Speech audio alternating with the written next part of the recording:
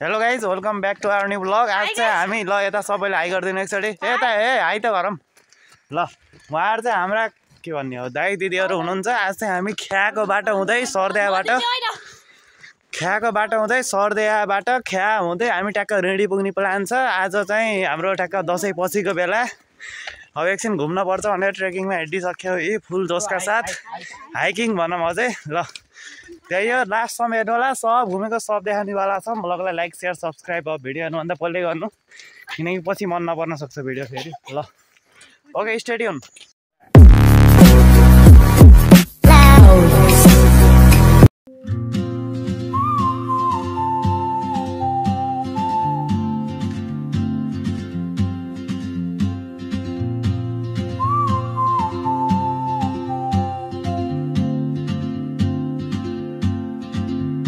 She moves like a map with no borders, a whisper caught in the wind.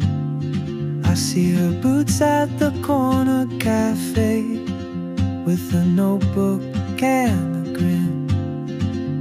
She's chasing skies I've never named while I stay in my lane, but something in the way she ख्या यहाँ हामी यिनी दाईको सानीमाको घर आएका छौँ ल। यस्तो छ माहौल, उखु खाइयो हामीले अहिले भर्खरै ल। अब सेल्फी डाँडा जान्छौँ, सेल्फी डाँडा देखाउने छु हजुरहरूलाई। Okay so stay tune.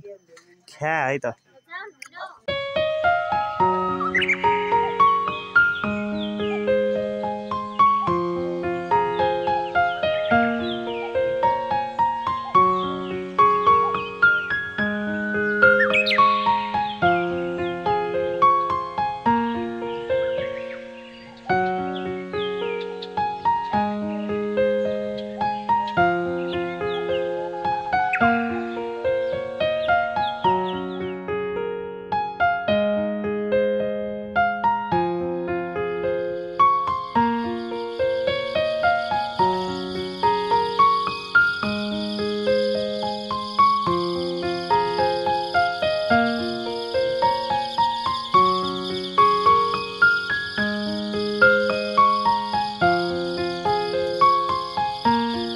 Selfie डाँडाको अझै मन्दिरसम्म आइसक्यो। यतापट्टि पुरै भ्यू छ, उतापट्टि अझै भयङ्कर भ्यू छ।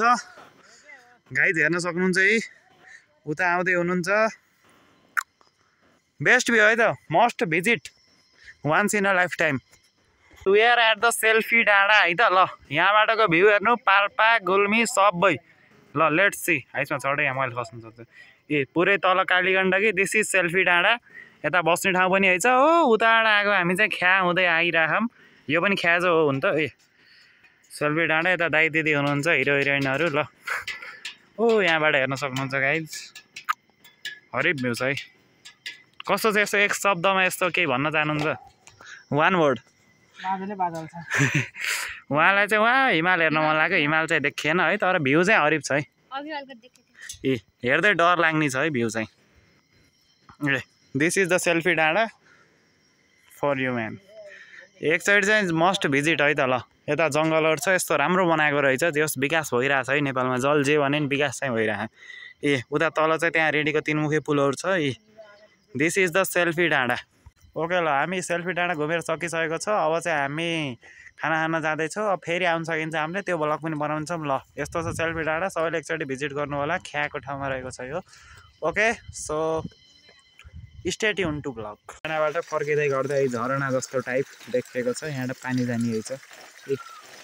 राम्रो छ भ्यू।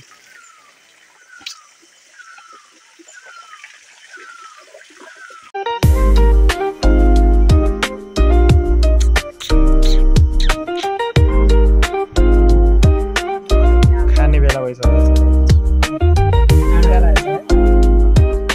ओके गाइज अब चाहिँ हामी फाइनल्ली रेडी जान हिँडिसकेका छौँ। ऐनेकै त्यही सेल्फी डाँडाको बाटो हुँदै अब त्यहाँबाट लिस्ने भिरबाट हामी झर्दै झर्दै रेडी पुग्नेछौँ। रेडी पुगेर एकछिन घुमेर त्यहाँबाट घरतिर लाग्नेछौँ। आज एकदम बहुत घुम्यो, बहुत हिँडिरह्यो, थाके है। अब यहाँ एङ्गल स्किनसकेको छ। भिरमा चाहिँ अब खाँदै खाँदै झर्नेवाला छौँ। भ्यू अमेजिङै छ एज युजुअल है त। अब ल त्यो ऐनेकै बाटो हो। अब त्यही बाटोबाट फेरि अब एक खाना खाएर फर्कियो भर्खर। अब चाहिँ सिधै रिडी बाटो देखाउनेछु।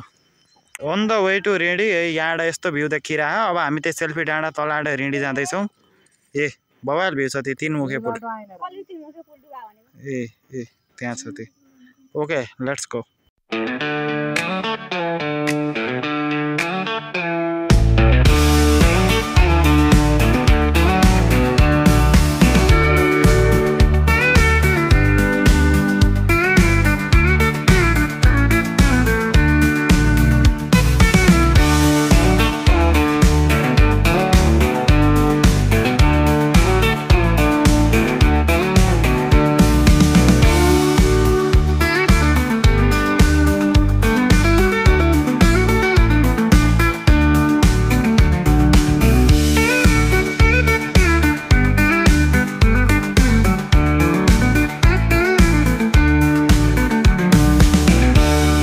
अहिले चाहिँ भइसकेको छ ट्याक्कै दिउँसोको 4 बजिसकेको छ अब हामी बल्ल यो यत्रो ख्याको बाटो अब पाल्पाबाट सर्दियाबाट ख्या हुँदै सेल्फी डाँडा हुँदै हुँदै यो ख्याको यो सिस्ने भिरबाट खिच्ने भिरबाट झरेर चाहिँ हामी ट्याक्क अब यो रेडीको यो मेनवाला बाटो यो पाल्पामा जाने बाटो रेडीबाट हो यो बाटोबाट चाहिँ अब यता ख्याको हो यस्तो गाह्रो बाटोबाट चाहिँ झर्दै यहाँ करिब 2 घन्टाको यात्रा त सेल्फी डाँडा पछि आउन 2 घन्टा लाग्यो यहाँ पछि बल्ल यहाँसम्म अझै रेडी आइपुग्यो होइन अब यो बाटो हिँडेपछि अब धेरै टाढा होइन 5 मिनटको बाटो यहाँ पछि अब बल्ल रेडी पुगिन्छ त्यसपछि बल्ल रेडीको ब्लग छ होइन सो स्टे ट्युन है लामो भयो blog so let's go finally in the ready अझै रेडी त होइन त्यही पनि लग रेडी चाहिँ आइयो त्यहीँ खोला पुगिरह यो चाहिँ रेडी बजार ओके हो यताबाट हो यो बाटो आइरह्यो हामी कुलो जस्तो बाटोबाट ल लेट्स गो देयर भर्खर आइरहेको थियौँ यहाँ बाँदर देखिरहेको हामीले ए वी आर इन द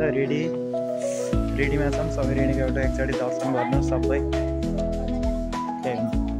नमस्ते गायत्री उतापट्टि यस्तो छ सत्यनारायण मन्दिर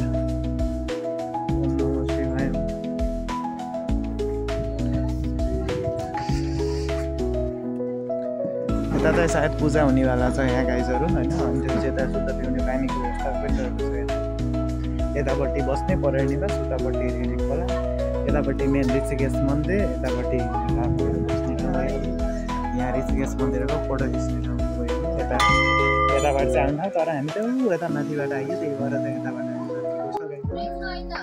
ऋषिकेश मन्दिर पछाडि यता जानु सकिन्छ हामी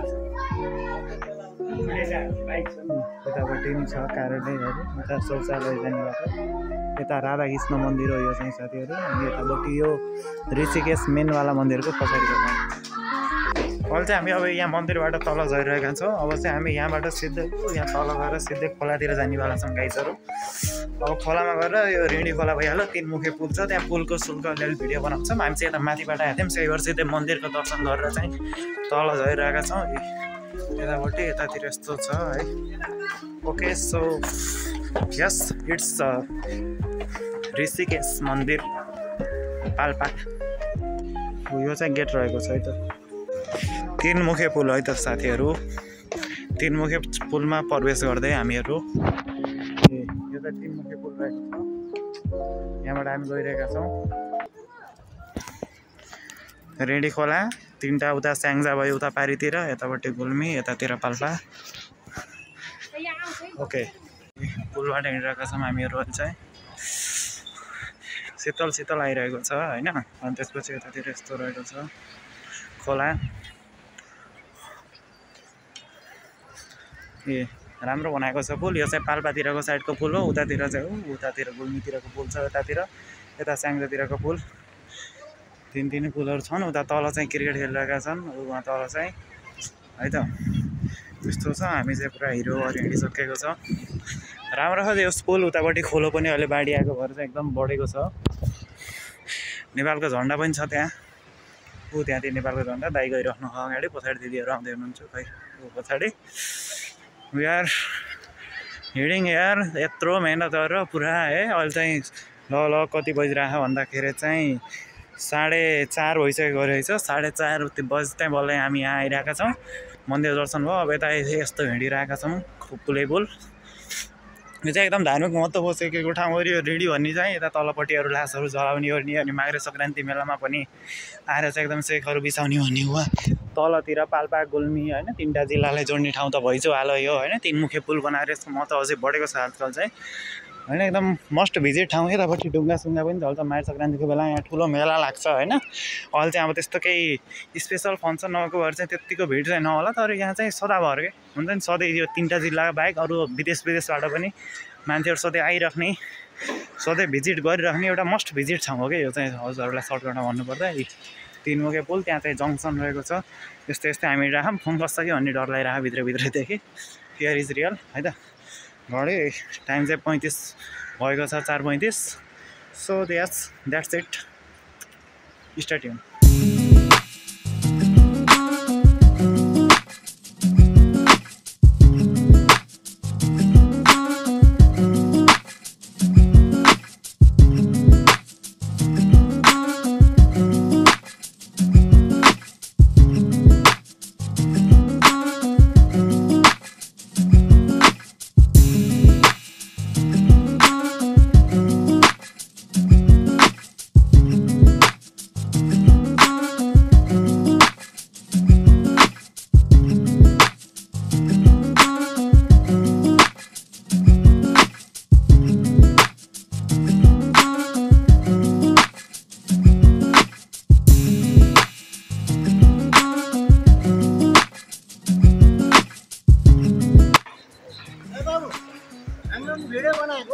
होइन पुरैको बनाएको बनाएको लेल छ पर बनाएको हो ल कहाँ आउनुको ए भन एकदम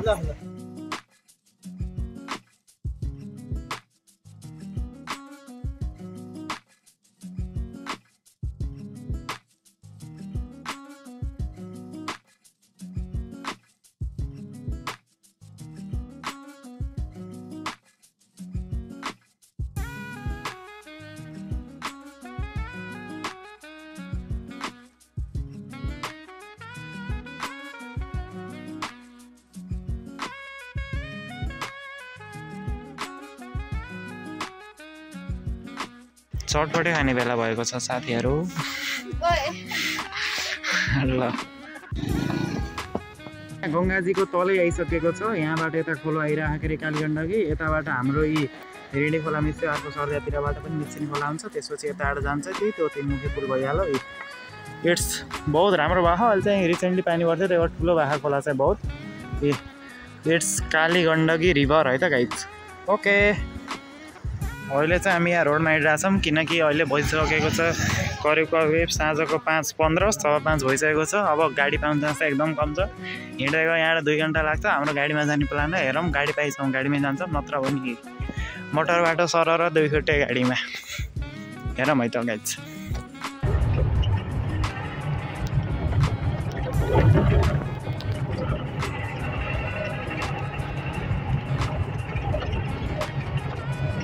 अहिले चाहिँ हामी यहाँ यी सातमुरेको पुल आइसकेका छौँ गाइजहरू सातमुरे खोला यो होइन अब यहाँबाट घाट चढेर सातमुरेसम्म त आइसक्यो अब यहाँको सातमुरे पुलबाट यहाँबाट चढेर चाहिँ अब हामी चढेर नै सरी हिँडेर चाहिँ हामी घरसम्म पुग्ने प्रयत्नमा छौँ अहिले चाहिँ बजिरहेको छ करिब 5:48 हामी 7 बजेसम्म घर पुगिहाल्नेछौँ गाइजहरू होइन यतापट्टि चाहिँ यहाँ चाहिँ हामीसित के छ भन्दाखेरि उखु छ है गलत नसोच्नु होला होइन उखु छ त्यही भएर चाहिँ ल यो चाहिँ सातमुरेको पुल भयो दिदी दाइहरू सकेर हुन्छ ल खोलो चाहिँ बढेको छ है ल स्टे ट्युन अब चाहिँ हामी फाइनल डेस्टिनेसन घर पुग्नेवाला छौँ ए ओए बहुत हिँडेर आइएको थाहा लाग्नुमा तपाईँहरूलाई ल यो अब सातमुरेको बाटो सर्दियासम्म अब धारा सारा हुँदै हामी चल्दो भइ चाहिँ आउँदै घरसम्म पुगिन्छ